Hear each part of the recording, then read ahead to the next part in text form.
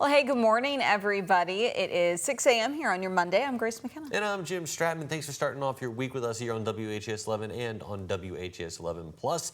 It is going to be a week of summer-like conditions. That's what at least Matt is saying. Some storm chances, some hot weather. Matt, this is the perfect summertime forecast. That's right. Yeah, we are typically in a pattern where we're staying exactly the same weather-wise, pretty much day by day of this upcoming week. We're going to continue tracking these chances for those daily isolated showers throughout the afternoon. Temperatures already off to a bit of a warm start. We're at 78 degrees around Louisville, feeling like 80 degrees. We have a breeze out of the southwest at 7 miles per hour with just a few passing clouds in our skies. Right now across Kentuckiana, all of us staying mostly into the 70s.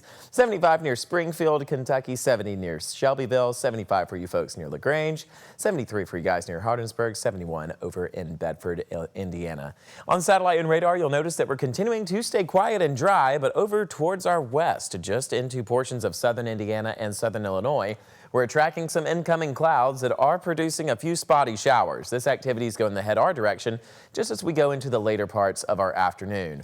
We stay quiet and dry for the remainder of the morning, but by 12 p.m. those clouds will start to develop across our skies. A few small peaks of sunshine will still be possible, but along with that will include some of those isolated showers and possibly a few weak thunderstorms. Headed closer into the nighttime hours, we'll continue this day quiet and dry, especially past 11 p.m. Starting tomorrow morning, another round of passing clouds and more chances for those afternoon showers and possibly some thunderstorms. All those weather details coming up here in just a few short minutes. Here's a quick check of traffic this morning. So far, we're looking good to go on all of our major interstates. If we have anything that's slowing us down out there on I-65 or I-71 or the Watterson, we will let you know. Otherwise, moving along just fine. Grace, Jim? Thank you very much, Matt. This morning, at least 80 people are dead and hundreds of first responders are still searching for dozens of missing people after catastrophic flash floods swept through Texas's hill country.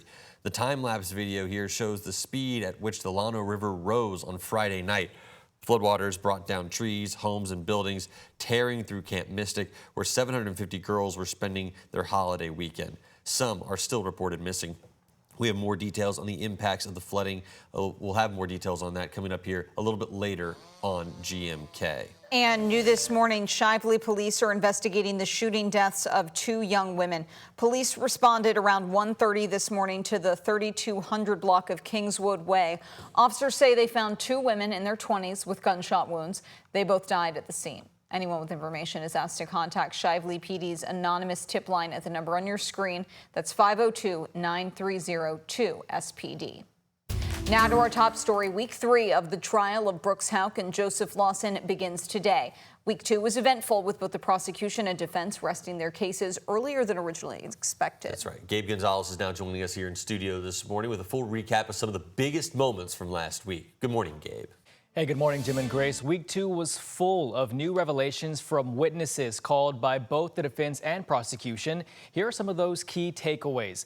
Investigators found a pair of women's underwear under a driveway in the Woodlawn subdivision, where Houck's company has built homes.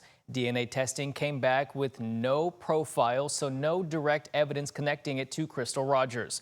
Charlie Girdley, a former Houck employee, also took the stand again. Girdley claims Joseph Lawson said, quote, "He said he would pull her teeth and the hogs would do the rest," end quote. That testimony forcing some of the Rogers family to leave the courtroom. The ex-girlfriend of Nick Houck, Brooks's brother, also took the stand. She said the two were meant to move in together back in July 3rd of 2015, the last day that Crystal was seen alive, but Nick never showed. His phone was also turned off for about 24 hours. The defense left jurors for the holiday weekend saying there is no evidence linking Houck or Lawson to Crystal's disappearance.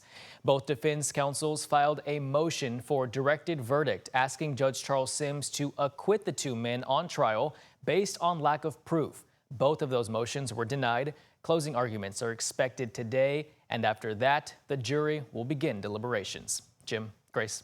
Thank you very much, Gabe. And if you want more coverage from the courtroom, we're going to be live every night this week at 9 p.m. recapping the day in court. You can watch it by downloading the WHAS 11 Plus app on your smart TV. It's free and you can download to watch. Right now, Metro Police are investigating after a man was found shot to death in a car.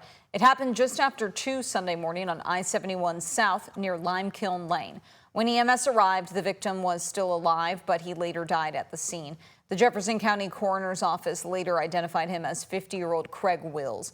Anyone with information is asked to contact LMPD by calling the anonymous tip line at 574-LMPD.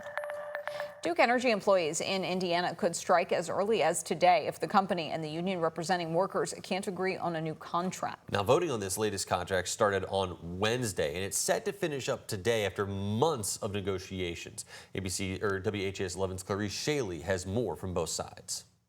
If a strike were to take place, simply put, the company just cannot keep up. Back to the drawing board. Duke Energy and union workers have been back and forth negotiating employee contracts since January. The main concerns for union members are insurance issues and high-rising premiums. The company wasn't even willing to discuss it. Now, about 1,000 union employees are threatening to strike, a potential impact to around 910,000 Indiana customers. Chris Wilson is the business manager and financial secretary for the union, IBEW Local 1393. He says Duke Energy gave them the last best and final offer, which union members have been voting on since last Wednesday. We're running skeleton crews, and it's a very dangerous situation for our members. He says workers are strained enough as it is, with not enough staff that continues to get smaller. These guys are being forced to work extreme hours and a lot of days, and they're not having that work-life balance with their family. If the union decides to strike, Chris Wilson fears there will be rolling blackouts and people will be left without power longer during storms. In a statement from Duke Energy, they say their goal is to reach agreement on a new labor contract that provides good wages and benefits,